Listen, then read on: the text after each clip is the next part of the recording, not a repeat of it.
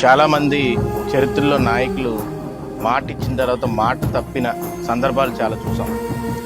ముందు గవర్నమెంట్ అయితే మాటలు ఇచ్చి దాన్ని తప్పి ప్రతి సంవత్సరం పెంచుకుంటూ పోతాం అని చెప్పేసి 5 సంవత్సరాలు హింసించి ఖజానాలో డబ్బులు లేకుండా చేసి అప్పులు చేసినా కానీ చంద్రబాబు నాయుడు గారు, పవన్ కళ్యాణ్ గారు, నరేంద్ర మోడీ గారు ఒక మాట ఇచ్చారు.